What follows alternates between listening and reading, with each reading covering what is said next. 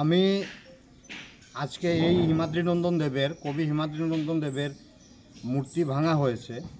এই মূর্তিটা আমরা যুব সমাজ ক্লাবের পক্ষ থেকে উনার মৃত্যুর পরে আমরা 1 এপ্রিল উনি মারা গেছেন, আমরা এই মূর্তিটা আমরা ক্লাবের পক্ষ থেকে আমরা এখানে স্থাপন করেছিলাম। কিন্তু স্থাপন করার পরে পরের বছরই একবার রাত্রেবেলা দুর্গাপূজার সময় এই মূর্তিতে আক্রমণ হয়েছিল।